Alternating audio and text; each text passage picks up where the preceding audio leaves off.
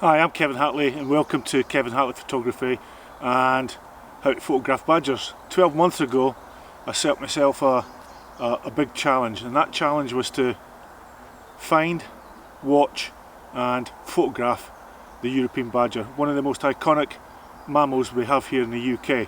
Badgers aren't the easiest animals in the world to photograph. They're often very wary of people and they can be camera shy.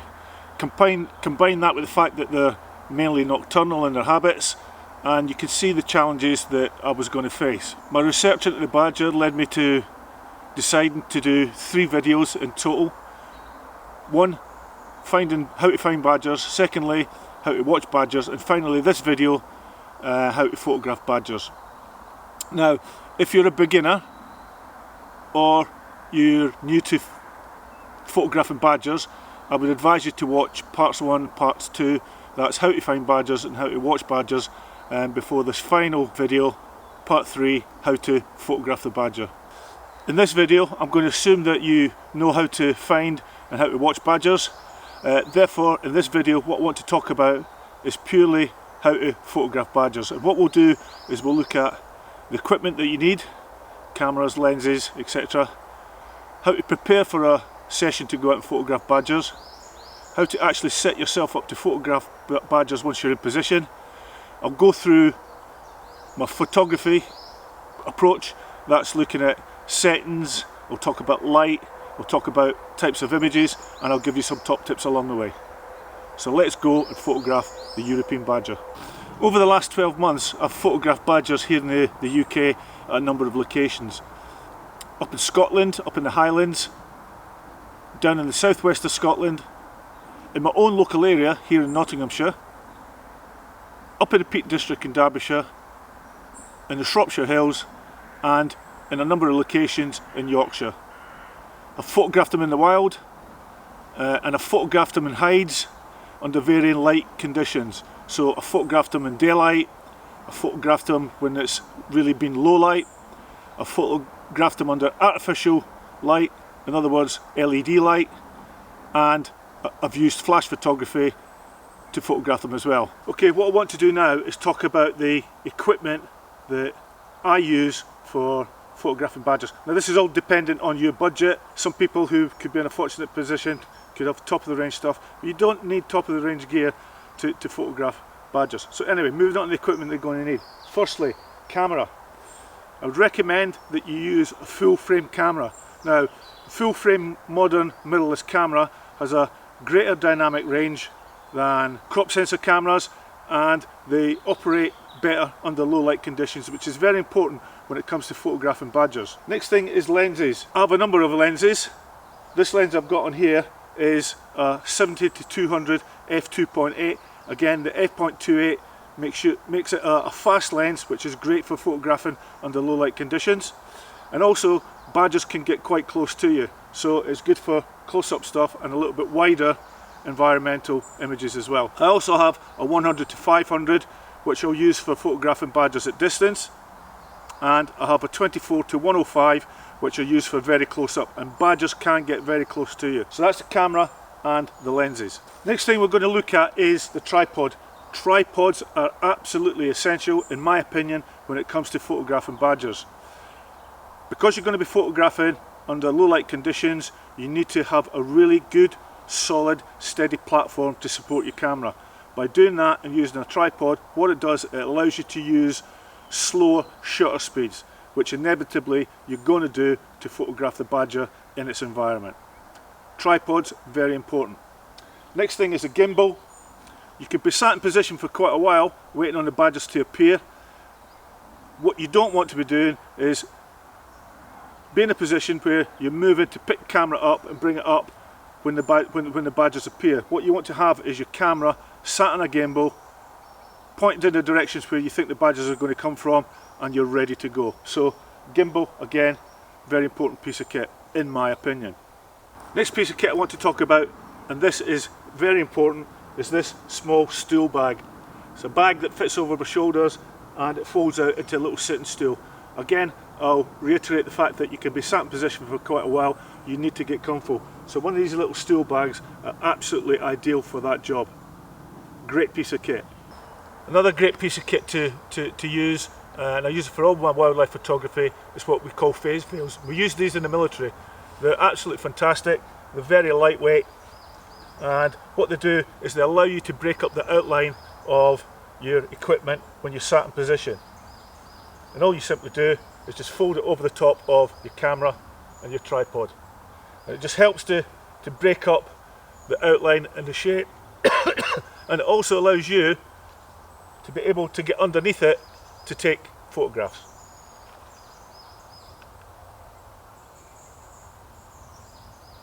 So a little face veil or scrim net, great piece of kit. When it comes to preparation, the last thing you want to be doing once you get into position on a set to photograph badgers is to start moving around and making a noise. So what I do is I do all my preparation at home. So I'll set my tripod up, I'll put my camera on the gimbal, I'll make sure it's the right height in relation to my stool, I'll check to make sure that I've got my scrim nets. If I'm using a ground pod, I'll check that to make sure that everything's okay. So I'll do all my preparation at home, so that when I get into position, put my stool down, I should be able to just put my tripod down, make some specific adjustments for the actual location itself, and then be ready to start photographing. You've done your preparation, you moved on to site, you're getting ready to find a location to settle down and start taking pictures. So what do you need to do? There's 4 final checks that I would carry out, and the first check is to check the wind direction. Wind is so important. Badgers, as I've said in my previous videos, their sense of smell is absolutely phenomenal. It's about 700 times more stronger than us. It's their #1 sensory skill that they use when they're actually in their environment, is they're constantly sniffing the air for danger. So you need to check the wind direction, and you need to be downwind. Secondly, you need to choose a viewpoint, a position where you're going to sit down and set your kit up. I would suggest that your initial viewpoint needs to be about 15 to 20 metres away to start with. If once you got used to the badgers, or they get used to you, you might be able to move that a little bit closer, and you can get quite close to badgers. So you're looking about a viewpoint about 15 to 20 metres away from where you expect the badgers to emerge from. Thirdly, you need to check to make sure that you've got cover from view. And what I mean by cover from view is that you're not silhouetted against the skyline. You've got cover behind you that hides you from anything that's in front of you. This position here, I'm just using this purely for instructional purposes. This isn't a position that I would use to photograph badgers from. So you need to check that you've got cover behind you that gives you cover from view from the badgers. Fourthly, you need to make sure that you're in position, I would suggest at least 60 minutes before sunset. So at least 60 minutes before sunset, you're in position, you're settled down, and most importantly, you've got everything at hand. You're not having to reach over here, you're not having to reach over there, everything's here, everything's in my little stool bag. If I need anything, I've got a bottle down here with some water if I need a drink. My other face veils are in there. If I had a snack, it might be in there. I wouldn't actually suggest that you do snack when you're on a badger set. Again, smell. So everything needs to be at hand. I'm not having to get up and move. Very important.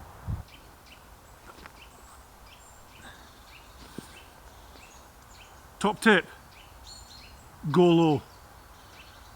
This track that I'm looking down, I know that badgers use this track. I've found their scat, I've put trail cameras out, I've had them on trail camera. Like any other wildlife image, we need to be focusing on the eye of a subject. And with badgers, that means you have to get down low. So the lower you can get down when you're photographing badgers to their level, the better. My go-to camera settings are as follows. Set it on manual and auto ISO, and I shoot in RAW. And what that allows me to do is have complete control once I get into doing my post-processing. I set it to the highest frame rate, and what that does, that increases my chances of getting a good sharp image amongst the bursts that I've taken. And I'll have it set on electronic shutter. I set it to auto white balance. Again, that gives me control over any issues I'm going to have with white balance in post-processing. Top tip, silence is golden. Silence is so important when you're photographing badgers. If your camera has a silent shutter function, then I strongly advise you to use it. That will eliminate any beeps or sounds or when you press your shutter. Start off on a silent shutter.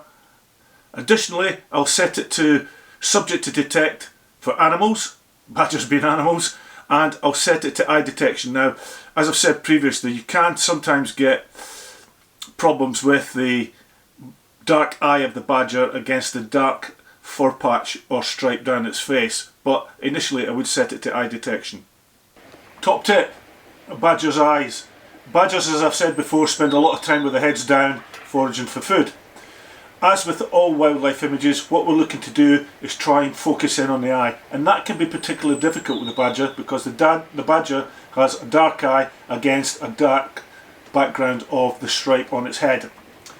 So you need to concentrate on waiting for the badger to actually raise its head so that you can see the eye, focus on it and get those eye-catching shots. The badger is a subject for photography. As we've seen, they don't sit still for long enough as they're searching around looking for food. Additionally, their hair colour can also be a challenge with contrasting black and white markings, and this can have an effect on the shadows and the highlights in your images. When it comes to autofocus modes, I'm going to set it to autofocus single. Now, that's good for static objects and slow moving subjects, and it's more reliable under low light conditions compared to AFC. Now, AFC under low light conditions can hunt back and forth quite a bit, and that can lead to not achieving good autofocus. Top tip, heads up. Badgers will spend a lot of time with their heads down in the ground foraging around for food, and that's a picture to get, but once you've got it, then concentrate on waiting for the badger to raise its head so that you can get a picture of the badger's full head and especially its eye. Top tip.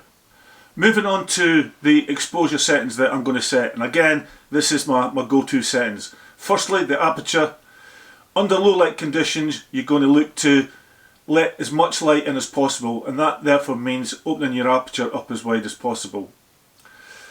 So what I advise you to do is keep your aperture as wide open as possible with the exception of flash, and you put this little table together to set out the kind of settings that I would go to start with, and again it all depends on the light and the conditions at the time. Flash. Big debate about flash in badger photography or in general at night. I don't want to get into that debate, but in my experience, certainly badgers in urban areas are used to bright lights, so it's not a problem in urban areas. In rural areas, what I would suggest is that if you want to use flash, that you should actually introduce light slowly and generally until the badgers get used to it. I don't think there's any scientific evidence to prove that badgers are harmed by the use of flash, and I don't see that there's anything wrong with it. That's my personal opinion. Exposure compensation. Using a negative exposure compensation allows you to intentionally darken your scene, intentionally darken the scene. Once you've taken your record shots, look to lower your exposure compensation by about -1 stop to begin with, and then adjust that up and down to get the image that you're after. When it comes to shutter speed, as we've seen, badgers rarely sit still, and they're constantly on the move looking for food. Under low light conditions, what we need to do is we need to think about lowering our shutter speed. To get the low shutter speeds that we need under low light conditions, it is absolutely essential that you use a tripod. Absolutely essential that you use a tripod. And what that does, it allows you to shoot at a lower shutter speed. When it comes to the ISO, if you're using a modern day mirrorless camera, don't be afraid of high ISO settings. The post-processing and noise reduction that's available nowadays, I wouldn't worry too much about high ISOs. If you're confident enough to be able to go into post-processing and use noise reduction software. Okay, top tip, go wide. As tempting as it may be to try and get frame filling images of badgers, try and get the badger in its natural environment. So look to use a wider focal length. I use a 24 to 105mm lens for wider shots, so go wide.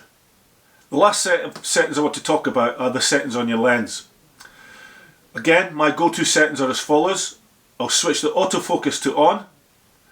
The autofocus limiter switch, now badgers can come pretty close. If you're likely to have an encounter where you're going to get badgers up very close, then set your autofocus limiter to full. If the badgers are at distance, then you're going to need to set your autofocus limiter switch to that distance setting.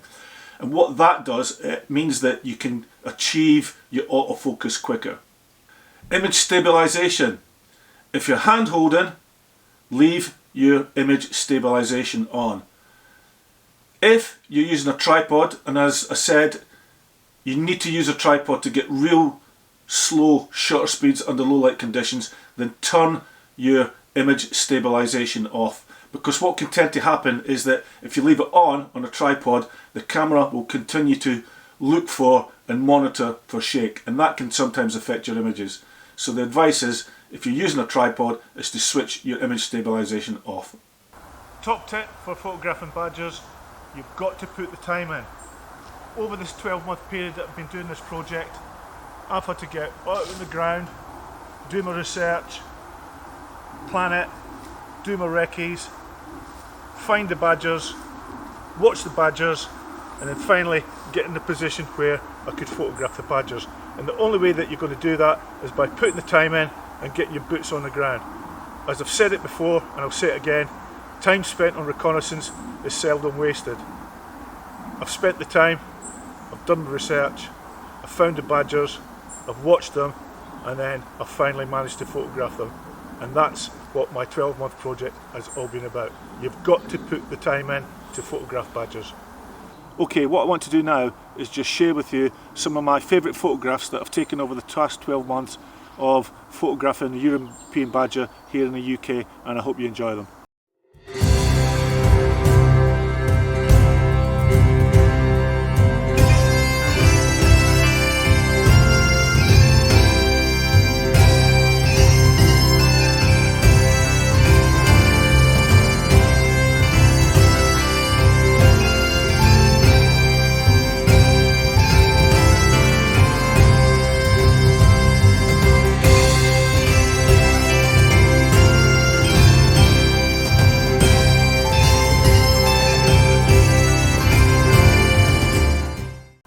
Thanks for watching this edition of Kevin Hatley Photography and how to photograph the European badger. It's been a culmination of a 12-month project and 3 videos that I've done. First one being how to find badgers, second one how to watch badgers, and finally this video how to photograph the badger. I hope you've enjoyed it as much as I have. It's been absolutely a great journey. I've spent a lot of time out and about trying to photograph this most iconic mammal that we have here in the UK. All I would ask is that if you've liked it, could you hit the like button? Could I also ask you to subscribe to my channel, Kevin Hatley Photography. It's completely free, it doesn't cost anything, and what it does, it just helps me to raise the profile of the channel and share my knowledge and my experience with other wildlife photographers around the world. So, until the next time, stay safe, take care, and I hope to see you soon. Bye for now.